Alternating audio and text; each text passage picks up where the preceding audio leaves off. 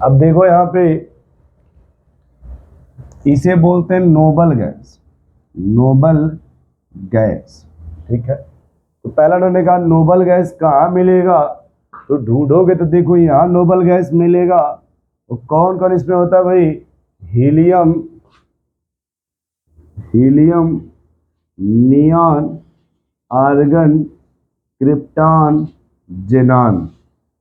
Helium, neon, argon, krypton, xenon, ये क्या होते हैं, normal element, sorry noble gas. Sir अगर नॉर्मल एलिमेंट क्या होगा, ये जो ऊपर है इसको बोलते हैं एस ब्लॉक, ये है एस ब्लॉक। ये देखो यहां से यहां तक होता है डी ब्लॉक, इसको बोलते हैं डी ब्लॉक। और देखो ये साइड में इसे बोलते हैं पी ब्लॉक, ये होता है पी ब्लॉक। जो एस ब्लॉक होते हैं उसी का दूसरा नाम होता है नॉर्मल एलिमेंट। रिप्रेजेंटेटिव किसको कहते हैं भाई, यदि कहीं भी एस ब्लॉक वाले हैं तो नॉर्मल एलिमेंट होगा, और यस और पी दोनों है, यस और पी दोनों है, उसे कहा जाएगा फिर रिप्रेजेंटेटिव एलिमेंट। उसे क्या कहा जाएगा, रिप्रेजेंटेटिव एलिमेंट। फिर अगर ट्रांजिशन मेटल क्या होगा, तो देखो ट्रांजिशन मेटल क्या होता है, ये यहां से लेकर के ये जो ग्रुप है इसको ट्रांजिशन मेटल बोलते हैं। ये स्कैंडियम से लेकर के और कॉपर तक, स्कैंडियम से लेकर कॉपर तक ट्रांजिशन मेटल होता है। ये जिंक, कैडमियम, मरकरी जो है, जिंक, कैडमियम, मरकरी, इसको बोलते हैं non transition metal, non transition metal. ठीक है, नॉन ट्रांजिशन मेटल। और देखो एक दो टर्म और यहीं पे होते हैं, ये जो आयरन, कॉपर, सिल्वर, गोल्ड है, कॉपर, सिल्वर, गोल्ड, इसे बोलते हैं क्वाइंज मेटल, क्वाइंज मेटल, जिसका यूज करते मिश्र धातु बनाने में, गन या बुलेट बनाने में, उसे बोलते हैं क्वाइंज मेटल। फिर ये देखो ये निकिल, प्लेटिनम, पैलेडियम है, निकिल, प्लेटिनम, पैलेडियम है, इसे बोलते हैं रिड्यूसिंग मेटल, रिड्यूसिंग मेटल। जब भी ऑर्गेनिक रिएक्शंस में रिडक्शंस होता है तो इन्हीं मेटल का यूज किया जाएगा, निकिल, पैलेडियम, प्लेटिनम, ये रिड्यूसिंग मेटल होते हैं। तो अब समझ गए, यहां से लेके वहां तक के ट्रांजिशन मेटल हो गए। और नॉन ट्रांजिशन कौन होगा, जिंक, कैडमियम, मरकरी को नॉन ट्रांजिशन बोलते हैं। फिर इसी में टर्म देखो लिखा होगा, ये तो हो गया, फिर एस ब्लॉक क्लियर हो गया। अब देखो ये जो लैंथेनाइड है यहाँ पे एफ ब्लॉक को रखा गया है, ठीक है, उसी बोलते हैं inner transition metal, inner transition metal. S block देखो इधर हो गया, पी ब्लॉक हो गया, डी ब्लॉक हो गया, एफ ब्लॉक हो गया। अब देखो देखो मगर बोर्ड पर ये जो यस ब्लॉक का, ये इसको ग्रुप नंबर 1 बोलते हैं, ग्रुप नंबर इसको 1 बोलते हैं। ये ग्रुप नंबर 1 होता है जिसे अल्कलाइन मेटल बोलते हैं, अल्कलाइन मेटल। ये देखो ये जो बगल वाला है इसको बोलते हैं group number 2, alkaline earth metal, earth metal. ये देखो ये भी हो गया। और थोड़ा ही कहीं मैंने लिखा था लिक्विड, देखो 19 नंबर लिक्विड मेटल। ये जो मरकरी होता है मेटल होता है बट लिक्विड होता है, मरकरी मेटल होता है बट लिक्विड होता है। एक टर्म इसी में और आता है नोबल मेटल, नोबल मेटल। वो कौन सा मेटल जो नोबल होते हैं, तो प्लेटिनम और गोल्ड, प्लेटिनम और गोल्ड नोबल मेटल बोला जाता है। प्लेटिनम और गोल्ड को नोबल मेटल बोला जाता है। अब देखो नोबल गैस से पहले ये जो फ्लोरीन, क्लोरीन, ब्रोमीन है, इसी बोलते हैं हैलोजन। इसे क्या बोला जाता है, हैलोजन, हैलोजन। उसके पहले बोलते हैं चैल्कोजन, चैल्कोजन। उसके पहले बोलेंगे निकोजन, निकोजेन, ये कार्बन फैमिली, ये बोरान फैमिली, ठीक है। और देखो ये मामला इसमें भी खत्म नहीं हुआ, ये निकोजन, चैल्कोजन, हैलोजन, बोरान, कार्बन। अच्छा हाइड्राइड गैप देखो क्या होता, ये जो ये मैंगनीज होता है ना, मैंगनीज, ये सब ये हाइड्राइड नहीं बनाते हैं, समझ रहे हो, इसलिए इनको हाइड्राइड गैप बोला जाता है, हाइड्राइड गैप बोला जाता है। यहाँ पे यह ब्लॉक को रखा गया है, उसी एफ ब्लॉक को बोलते हैं rare earth metal, rare earth metal. अब देखो 3D सीरीज का क्या मतलब होता है, देखो ये डी ब्लॉक है, ये होता है फोर्थ पीरियड, तो ये जो डी पहली बार स्टार्ट होता है 3D से स्टार्ट होता है, 3D सीरीज पहली बार होता है, 3D बोलते हैं उसको, ठीक है। तो ये हो जाएगा आपका 3D सीरीज, इसको बोलेंगे 4D सीरीज, ये 5D सीरीज हो जाएगा 6D सीरीज, या इसी को आप कह सकते हो फर्स्ट ट्रांजिशन मेटल, पहली बार ये आया ना फर्स्ट, बोलेंगे फर्स्ट ट्रांजिशन मेटल, इसे क्या बोला जाएगा फिर सेकेंड ट्रांजिशन मेटल, ठीक है। ये सब बातें हो गई आपकी, first transition metal, second transition metal, है ना, फर्स्ट ट्रांजिशन मेटल और सेकेंड ट्रांजिशन मेटल। अब थोड़ा हम इन चीज़ों को बाहर निकल के समझाएंगे, ये 3D सीरीज या फर्स्ट ट्रांजिशन मेटल का क्या मतलब है।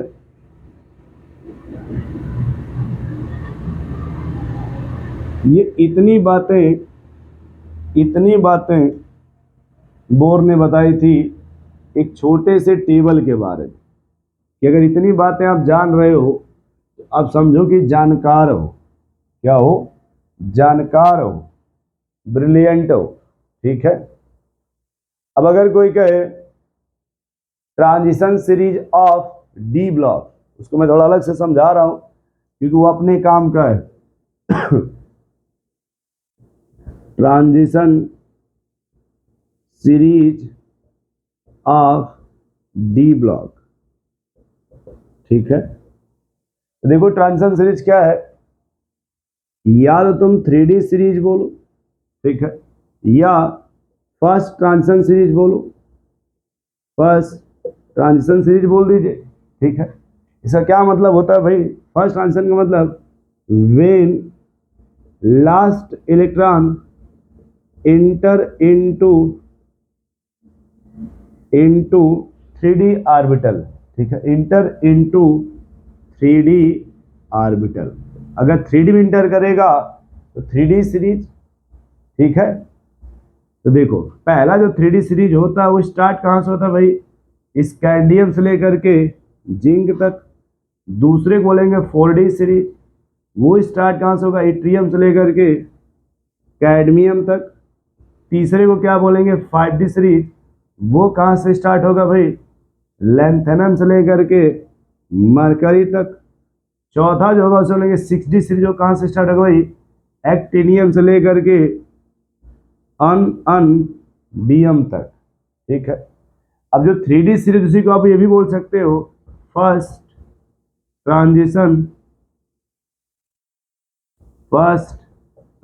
सीरीज, या इसको बोल सकते हो आप सेकेंड ट्रांजिशन सीरीज, या थर्ड ट्रांजिशन सीरीज, या फोर्थ ट्रांजिशन सीरीज। ये इतने टर्म आप बोल सकते हो, ठीक है। एक होता है एस ब्लॉक, ये भी देख लो, एस ब्लॉक क्या कहेंगे उसमें, when last electron inter into S orbital, inter into S orbital, उसी को बोलते हैं पी ब्लॉक। अब पी ब्लॉक क्या होता है भाई, last inter into P orbital. अगर पी ऑर्बिटल में इंटर होगा तो पी ब्लॉक, अगर वही डी ब्लॉक अगर बोलना हो inter into D orbital, inter into D orbital, ठीक है। तो इतनी बातें हम लोगों का हो गया, जिसको बोलते हैं बोर पीरियोडिक टेबल, ठीक है। तो नोट करो भाई फटाफट। Hello dear students, good morning. हम लोग स्टार्ट करेंगे भाई पीरियोडिक प्रॉपर्टी। ठीक है, पीरियोडिक टेबल का हम लोग स्टार्ट करेंगे। पीरियोडिक प्रॉपर्टी, इसको पार्ट बी हम लोग बोलते थे, पार्ट बी। ठीक है, 90% चांस होता है एग्जाम में क्वेश्चंस यहीं से आएगा। ठीक है, 10% होता है कि भाई पार्ट ए से दे दिया जाएगा, लेकिन 90% चांस होता है कि जो भी क्वेश्चंस आएगा पीरियोडिक टेबल का वो पार्ट बी से ही आता है, जिसमें मेन बोला जाता है भाई पीरियोडिक प्रॉपर्टी, जिसे मेनली कहा जाता है पीरियोडिक प्रॉपर्टी। ठीक है, अब देखो इसमें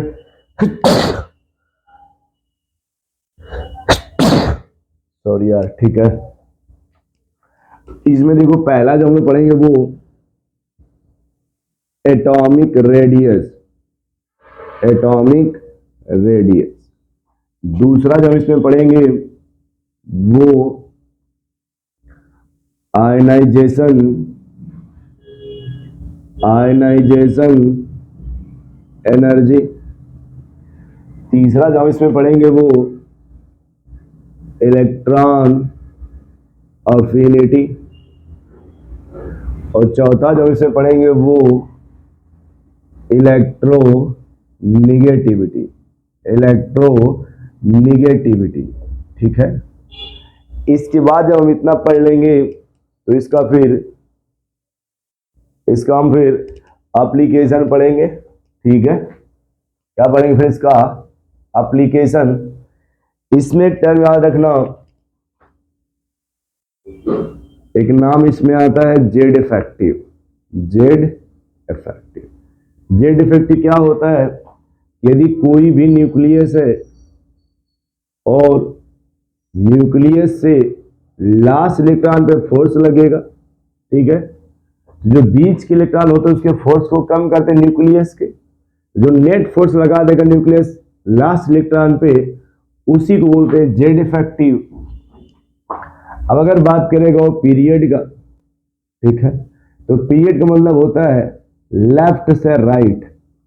जब लेफ्ट से आप राइट जाओगे तो वहां पे कहा जाता है सर जेड इफेक्टिव बढ़ जाता है, बस जेड इफेक्टिव बढ़ेगा। और अगर बात करते हैं ग्रुप का, तो ग्रुप का मतलब होता है, अगर बात करें ग्रुप का, तो ग्रुप का मतलब है टॉप टू बॉटम, टॉप से बॉटम की तरफ। जब भी टॉप टू बॉटम जाओगे इसमें जेड इफेक्टिव घट जाएगा। दो बात याद रखना कि अगर पीरियड में आप जाओगे लेफ्ट से राइट तो उसमें जेड इफेक्टिव बढ़ेगा, और भी ग्रुप में जाओगे टॉप टू बॉटम तो उसमें जेड इफेक्टिव घट जाता है। ठीक है, अब आ जाए एटॉमिक रेडियस पे। अब किस पे आ जाता है भाई? एटॉमिक रेडियस पे हेडिंग लिखना एटॉमिक रेडियस। ये क्या होता है एटॉमिक रेडियस? ठीक है, लिखना इसमें। देखो क्या होता है, कहते हैं सर ये न्यूक्लियस है और ये हमारा लास्ट इलेक्ट्रॉन है, तो न्यूक्लियस से ये जो लास्ट इलेक्ट्रॉन है इसी डिस्टेंस को बोला जाता है एटॉमिक रेडियस। जो हाफ डिस्टेंस होता है इसी को बोलते हैं एटॉमिक रेडियस। तो क्या लिखा जाएगा? Distance between the, distance between the centre of nucleus, distance between the centre of nucleus and outermost cell electron, outermost cell electron, so defined as atomic radius, so defined as atomic radius, atomic radius. इसमें देखो क्या लिखा आपने, distance between the, मान लो ये nucleus का ये centre हो गया और ये लास्ट इलेक्ट्रॉन हो गया, ये जो बीच का डिस्टेंस है इसी को बोलते हैं एटॉमिक रेडियस, इसी को बोलते हैं एटॉमिक रेडियस। क्या इतनी बात सुन पा रहे हो आप? अब देखो यहाँ पे क्या होता है, थोड़ी सी बातें ये हम जो पढ़ के आते हैं बोर्ड लेवल के हिसाब से बड़ी बेस्ट एक्सप्लेनेशन होता है। यदि बोर्ड लेवल के रिस्पेक्ट में देखा जाए, हाई स्कूल इंटर के हिसाब से देखा जाए, तो ये बड़ा ही बेस्ट एक्सप्लेनेशन होता है। लेकिन जब इसको टारगेट लेवल से देखा जाता है तो थोड़ा इस बात को जब समझा जाता है तो ये डिफरेंसेस, देखो क्या डिफरेंस होता है आज के डेट में और बोर्ड में क्या डिफरेंस है। ये जो इलेक्ट्रॉन होता है इसमें ड्यूअल नेचर होता है, इलेक्ट्रॉन के पास ड्यूअल नेचर होगा। ड्यूअल नेचर का मतलब होता है कि उस एटम के पास, सॉरी इलेक्ट्रॉन के पास पार्टिकल का भी नेचर होगा और वेव का भी नेचर होता है। पार्टिकल का मतलब होगा उसमें मास होगा, वेव का मतलब होता है उसमें एनर्जी होता है।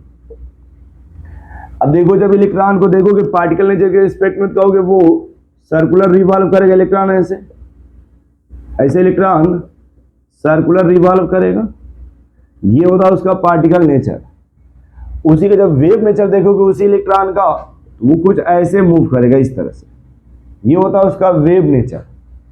तो मान लो जब तुम इंस्ट्रूमेंट लेकर के बैठोगे, यहाँ मेजर करोगे, यहाँ पे देखो ये वेव नेचर, तो ये रेडियस आएगा। यहाँ जब मेजर करोगे तो ये रेडियस आएगा, वेव के हिसाब से देखो तो ये रेडियस आएगा और फिर ये रेडियस आएगा। तो एक ही एटम का देखोगे किसी पॉइंट पे तो अलग अलग रेडियस आ रहा है, वेव नेचर के हिसाब से अलग रेडियस आ रहा है और पार्टिकल नेचर के हिसाब से अलग रेडियस आ रहा है। तो इसीलिए कहा गया कि जो एटॉमिक रेडियस है, जो ऊपर आप ये जो आप ये एक्सप्लेन कर रहे हो, ये करेक्ट एक्सप्लेनेशन नहीं है। तो इसका लिखना क्या कि ये जो डिफरेंस है ये फेल क्यों हो गई, वो लिख लो आप। सिंस सिंगल एटम लिखना, सिंस सिंगल एटम देखो भाई, can not be isolated, can not be isolated, single atom cannot be isolated so that, ठीक है, so that atomic radius defined above, so that atomic radius defined above is not correct। इसका क्या matter समझो इस बात को। यहां कहा जाता है जो एटम होता है फ्री फॉर्म में एग्जिस्ट नहीं करता, एटम कभी भी फ्री फॉर्म में एग्जिस्ट नहीं करता, उसी को कहा गया single atom can not be isolated. वो फ्री फॉर्म में एग्जिस्ट नहीं करता, तो जब वो फ्री फॉर्म में एग्जिस्ट नहीं करता तो आप उसकी रेडियस कैसे एक्सप्लेन कर सकते हो बताओ। जो फ्री फॉर्म में एग्जिस्ट नहीं कर रहा है तो भैया ये रेडियस कैसे एक्सप्लेन कर सकते, नहीं कर सकते ना हम उसका रेडियस। तो उसी को लिखा गया so that atomic radius define above. जो आपने ये डिफाइन किया, ये ऊपर आपने जो डिफाइन किया है ये करेक्ट नहीं है। क्यों करेक्ट नहीं है? क्योंकि जो हमारा एटम होता है ये फ्री फॉर्म में एग्जिस्ट नहीं करता। तब हम क्या करेंगे, एक एटम को किसी दूसरे एटम से जोड़ेंगे तब जाकर के पहले एग्जिस्ट करेगा। एटम कंबाइंस करके मॉलिक्यूल्स का फॉर्मेशन करेगा। जब मॉलिक्यूल्स का फॉर्मेशन होगा तो दो एटम एक दूसरे में अटैच हो जाएगा। जब अटैच्ड हो जाएगा तब हमें उसका रेडियस कैलकुलेट करना आसान हो जाएगा। ठीक है, तो लिखना आप type of atomic radius, type of atomic radius. ठीक है, क्योंकि एटम फ्री फॉर्म में एग्जिस्ट नहीं करता। जब एटम फ्री फॉर्म एग्जिस्ट नहीं करेगा तो हम रेडियस निकाल ही नहीं सकते ना भैया। वो तो मूर्ख बनाने वाली बात हो गई कि distance between the centre of nucleus and outer most electron, outer cell electron, कुछ भी कह दो। अरे जब एटम तो पहले एग्जिस्ट करेगा तब तो, जब एटम एग्जिस्ट ही नहीं कर रहा है तो तुम रेडियस किसका निकाल रहे हो? नहीं निकाल सकते। तो अगला लिखना type of atomic radius, type of atomic radius. पहला उसमें लिखना आप first covalent radius, covalent radius. दूसरा आयनिक रेडियस, तीसरा van der Waals radius, van der Waals radius, van der Waals radius, चौथा मेटालिक रेडियस, मेटालिक रेडियस। ठीक है, लिख लो पहला टाइप ऑफ रेडियस में क्या लिखोगे भाई, covalent radius, ionic radius, van der Waals radius और मेटालिक रेडियस। ठीक है, चलो इससे पहला भाई लिखना कोवैलेंट रेडियस। पहला हम लोग पढ़ेंगे भाई पहले covalent radius, covalent radius bracket में लिखना covalent radius related with, covalent radius related with covalent bond, covalent bond. ठीक है, जो कोवैलेंट रेडियस है वो रिलेटेड है किससे, कोवैलेंट बॉन्ड से। ठीक है, लिखना which exist in a molecule between two atom, covalent radius लिखो which exist in a molecule between two atom, यानी दो एटम के बीच में कोवैलेंट बॉन्ड बनेगा तो उसमें जो रेडियस एग्जिस्ट करेगा उसी को बोलेंगे कोवैलेंट रेडियस। जैसे देखना, मान लो ये हाइड्रोजन और ये भी हाइड्रोजन। ठीक है, तो हम लोग लेविस थ्योरी का नाम सुनोगे तो ऐसे बनाते हैं, इसमें लेविस थ्योरी के हिसाब से कोवैलेंट बॉन्ड, सर जब शेयरिंग करेगा तो ये लेविस थ्योरी के हिसाब से बनाते हैं वैसे कोवैलेंट बॉन्ड। ठीक है, जब इसी को वीबीटी से बनाओगे तो कहोगे यस स्फेरिकल होगा, ये भी स्फेरिकल होगा, इसके पास भी इलेक्ट्रॉन है, इसके पास भी इलेक्ट्रॉन है। जब ये ओवरलैपिंग करेगा, कुछ ऐसे ओवरलैपिंग करेगा तो देखो इसको बोलते हैं ओवरलैप रीजन। तो यहां से यहां के डिस्टेंस को बोलते हैं बॉन्ड लेंथ, या इसको कहेंगे बॉन्ड।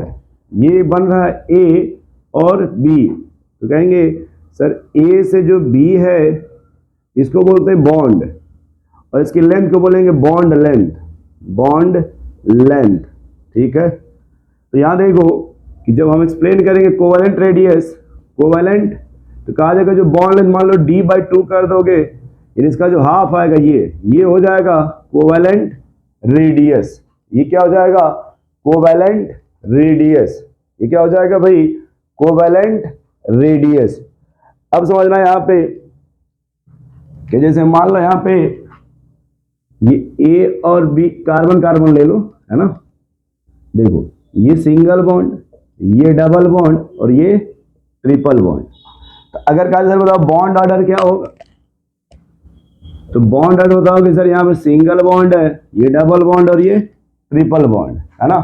तो पूछा कि इसका बॉन्ड लेंथ कितना होगा, बॉन्ड लेंथ, बॉन्ड लेंथ का मतलब होता है दो न्यूक्लियस के बीच का डिस्टेंस, दो न्यूक्लियस के बीच का डिस्टेंस।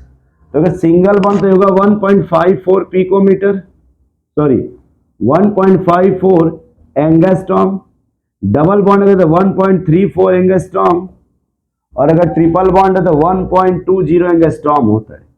इसको बोलते हैं बॉन्ड लेंथ। और जब उसी का हाफ कर दोगे रेडियस हो जाएगा। अगर कहेंगे कोवैलेंट रेडियस बताओ, 1.54/2 कर दो, 1.34/2 कर दो, 1.20/2 कर दो, ये जो आ जाएगा तुम्हारा वो कोवैलेंट रेडियस आ जाएगा। ये क्या आ जाएगा, कोवैलेंट रेडियस। ठीक है, तो जब भी कोवैलेंट रेडियस बोला जाएगा तो किस बॉन्ड से रिलेटेड होगा, कोवैलेंट बॉन्ड से। ठीक है, covalent radius is related with covalent bond. देखो दो न्यूक्लियस के बीच में जो बॉन्ड बनता है, दो न्यूक्लियस के बीच में, उसके लेंथ को बोलते हैं बॉन्ड लेंथ, और जो उसका हाफ होता है उसी हाफ को बोलते हैं कोवैलेंट रेडियस। ठीक है, कोवैलेंट रेडियस। तो मान लो कभी तुमसे पूछा जाएगा रेडियस का ऑर्डर, जो कोवैलेंट रेडियस का ऑर्डर कहना सबसे अधिक होता है सिंगल बॉन्ड। ठीक है, फिर आएगा डबल बॉन्ड और फिर आता है ट्रिपल बॉन्ड। तो ये ऑर्डर होता है रेडियस का। ये किसका ऑर्डर है? रेडियस का। कभी कभी बेंजीन को इसी में लेके आ जाता है। तो अगर बेंजीन आएगा तो मान लो मीथेन मान लेते हैं, यहाँ नहीं इथेन ले लो, ठीक है। C2H6 C6H6 C2H4 और C2H2, ये ऑर्डर हो जाएगा। ये कौन है भाई? कह देंगे सर ये अल्केन है, ये बेंजीन है, ये अल्कीन है और ये अल्काइन है। ये क्या है?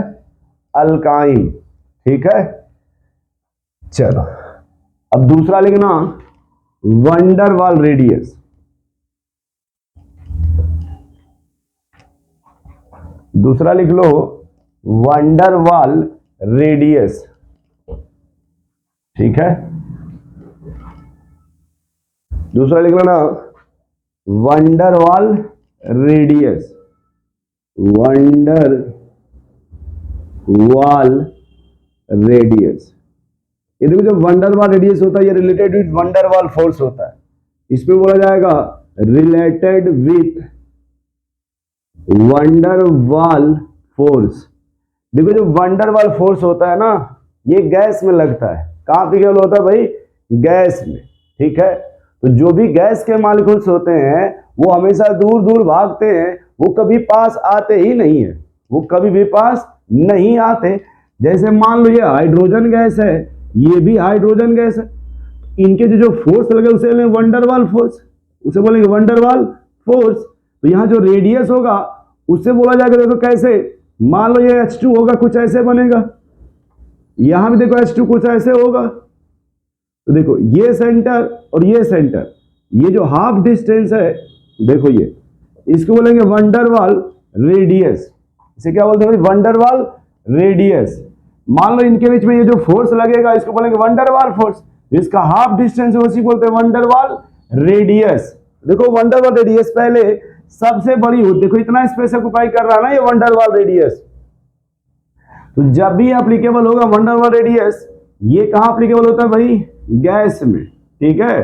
किस में एप्लीकेबल होगा? गैस में। लिखिएगा इसमें एग्जिस्ट बिटवीन टू या more than two molecule, exist between two या मोर देन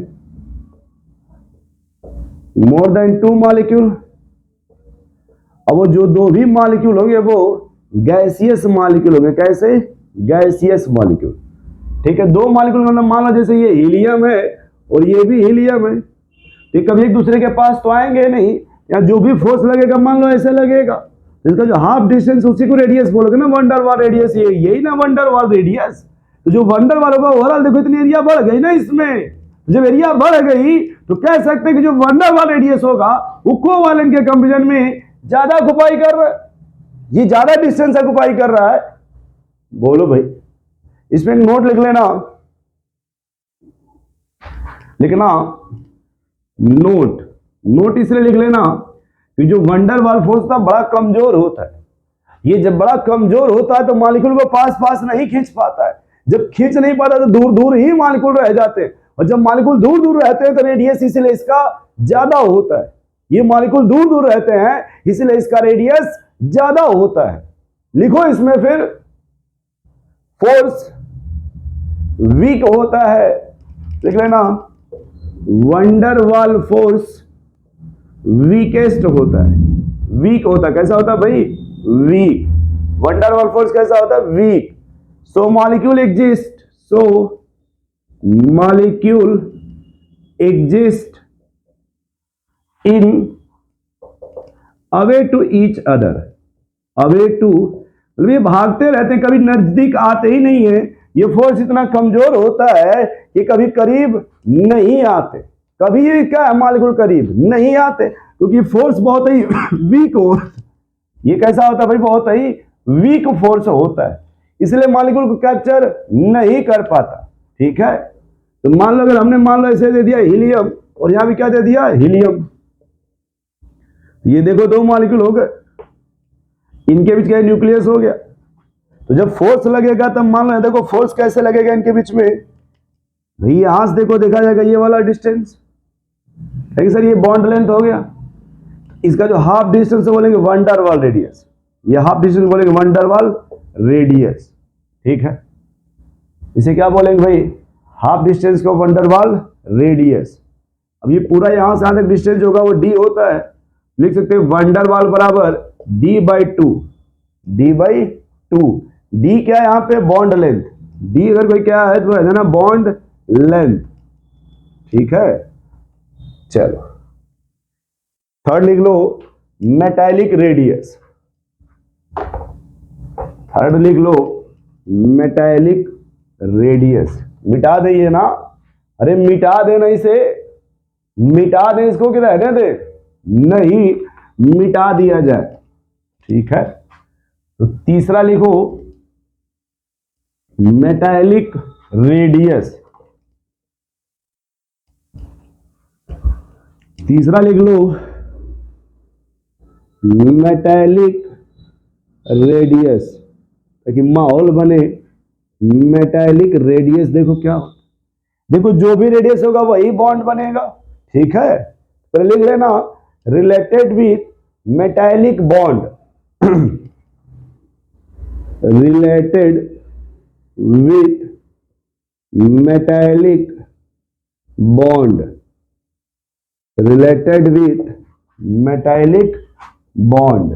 ठीक है, अब देखो मेटालिक बॉन्ड कैसे बनता है, कुछ इस टाइप का मेटालिक बॉन्ड बनता है। ठीक है, तो ये न्यूक्लियस हो गया, तो इनके बीच का देखो ये बोलेंगे कि सर ये तो बॉन्ड लेंथ हो गया, इसका जो हाफ डिस्टेंस है, ये जो हाफ एरिया, ये इसको बोलते हैं मेटालिक रेडियस, इसे क्या बोलेंगे, मेटालिक रेडियस। ठीक है, और ये मान लो कि पूरा का पूरा डिस्टेंस है डी, तो मेटालिक रेडियस हो जाएगा D by two, metallic radius हो जाएगा डी बाई टू।